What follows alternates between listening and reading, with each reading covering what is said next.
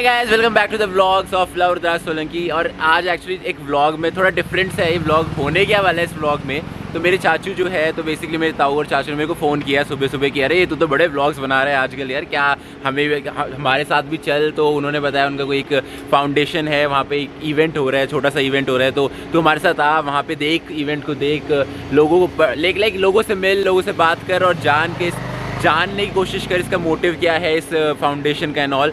तो गाइज़ अभी मैं गाज़ियाबाद में हूँ, तो देखते हैं, चलते हैं अंदर। एक स्कूल के अंदर है ये इवेंट एक्चुअली, क्योंकि आपको पता है फाउंडेशन वगैरह के इवेंट्स वगैरह जो होते हैं कहीं बड़ी जगहों पे नहीं होते, ऐसी स्कूल के अंदर या फिर किसी गैदरिंग, ऐसी small gathering. So let's just go inside and see कि होने क्या वाला है। पे अभी अंदर चलते हैं और देखते हैं क्या है। स्वागत हो जाए तो और क्या ही चाहिए फॉर श्योर। आप टीका आइए आपका बहुत बहुत स्वागत है। I believe that you will record us very well. Sure we will पक्का for sure. The name is love. चाय वाय वगैरह तो थोड़ी तो बनती है, तो चाय वाय पी रहे। आई थिंक इवेंट स्टार्ट होने वाला है। Everybody is busy talking. मेरे ताऊ जी आपने पहले भी देखा ही होगा, और ताऊ जी बढ़िया। हाँ बढ़िया काम कर रहे हो आप तो दिन पे दिन है। हाँ, इस कानून की तो जरूरत है ही इसको। वो अभी पता नहीं है, मैंने बताया नहीं, और आराम से यहाँ से शांति से बताना क्या है। अभी यहाँ थोड़ी शोर ज़्यादा है, तो मैं बाद में बताऊँगा कि एक्चुअली रीज़न क्या है, क्यों आए हैं।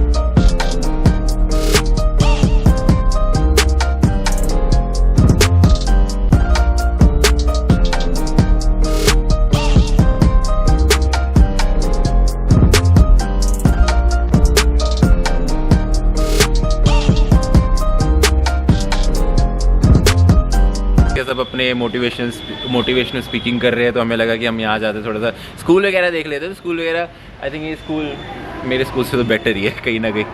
ऐसे ही हम यहाँ पे खड़े हुए बातें कर रहे थे, तो सर हमारे पास आए, तो ऐसे हमारी बातें सुन रहे थे, तो इन्होंने बहुत अच्छी बातें बोली।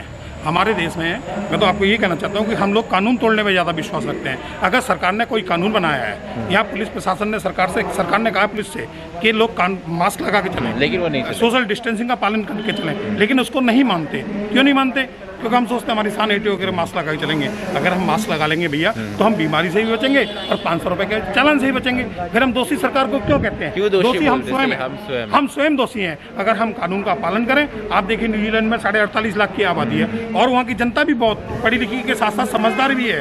उन्होंने कानूनों का पालन किया, सरकार की आज्ञा का पालन किया, नियम से चले।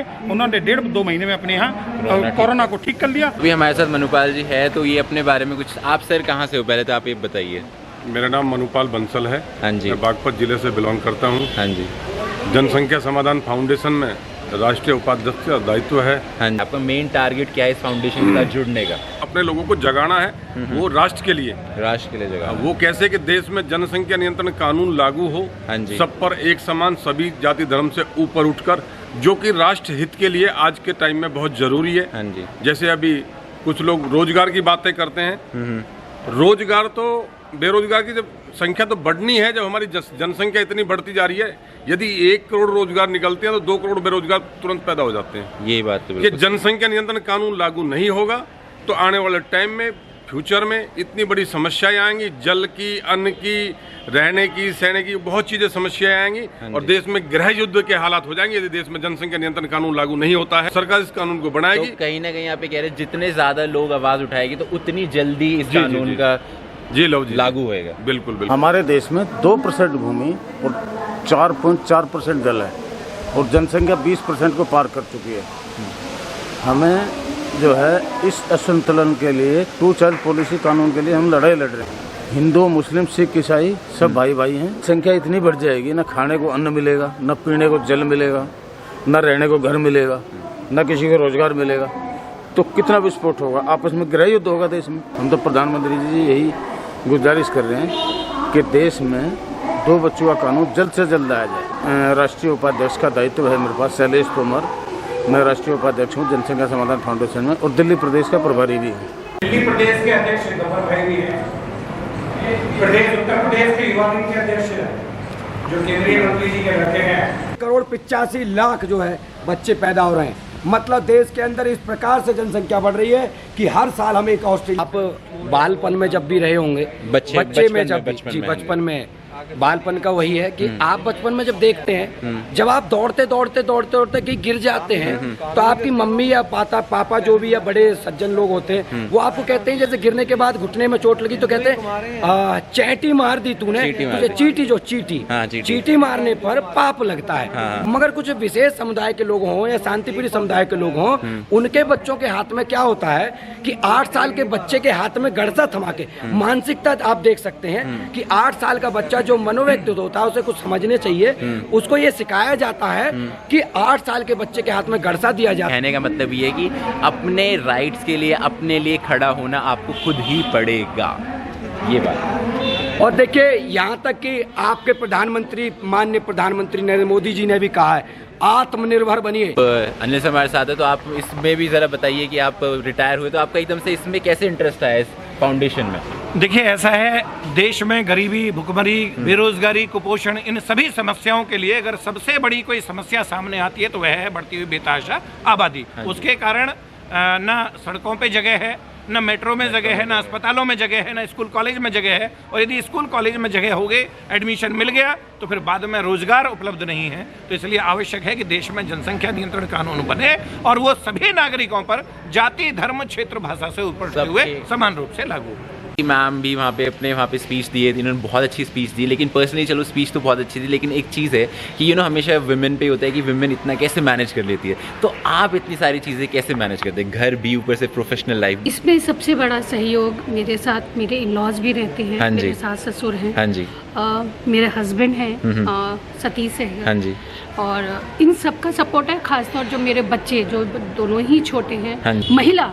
मैं कहती हूँ, अगर हम कहते हैं हमें हमेशा अपनी प्रार्थनाओं में कि ईश्वर ने हम सबको एक जैसा ही जन्मा है, एक और नीचे आके एक महिला और पुरुष का जो है विभाजन होता है, वो गलत है, वो उनके लिंग्स पे होता है, ठीक है, लेकिन ईश्वर ने भावनाएं एक जैसी दी हैं, इच्छा शक्ति एक जैसी दी है, मानसिक सोच विचार एक जैसा दिया है। अगर हम किसी भी चीज़ को ईमानदारी से, लगन से अगर चाहें तो कोई भी चीज़ नामुमकिन नहीं है। और ये मैंने अपनी ज़िंदगी में इस मिशन में, जनसंख्या समाधान फाउंडेशन में अंदर से नहीं, हर तरह से माना है कि अगर हम किसी चीज़ के पीछे लग जाएं, तो सोच लें कि मुझे ये करना है तो करना है, उसमें आपका परिवार एक बार आपको शायद मना करे, हर्डल डालेगा, आपको मना करेगा, लेकिन जब वो भी आपकी इच्छा शक्ति जिसे कहते हैं ना, वो भी तोल लेगा कि नहीं, ये जिस उद्देश्य में लगी हुई है वो उद्देश्य ठीक।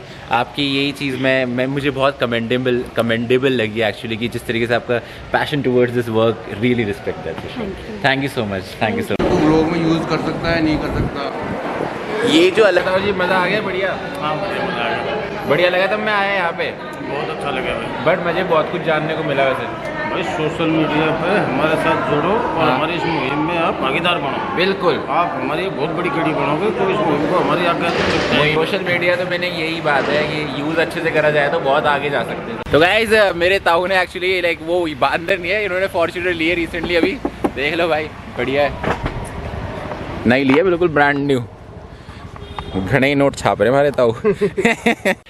तो गाइज, मैं इवेंट से वापस आ चुका हूँ, बहुत ही अच्छा इवेंट था, कहीं ना कहीं मेरे को बहुत चीज़ें जानने को मिली। एंड ये होता है कि आप देखो, वैसे तो मैं पॉलिटिक्स वगैरह में ज़्यादा हूँ नहीं, बट आई थिंक ये पॉलिटिक्स नहीं था, ये हमारे देश के वेलफेयर के लिए एक इवेंट ऑर्गेनाइज किया गया था, जिसमें यही कंट्रोल मीनिंग 2 चाइल्ड पॉलिसी के बारे में बात करी गई। मुझे जानने की गाइज, आप क्या सोचते हो इस बारे में, इंडिया में क्या 2 चाइल्ड पॉलिसी आना चाहिए नहीं या नहीं आना चाहिए? प्लीज़ कमेंट सेक्शन में एक हेल्दी डिस्कशन करते हैं, और मैं जानना चाहता हूँ सच में आपके पॉइंट ऑफ व्यू क्या है इस बारे में, और आपको इवेंट कैसा लगा, लोगों से जो आपने देखे वो कैसे लगे, और प्लीज गाइस, अगर आपके पास कोई और भी सजेशन तो प्लीज बताइए।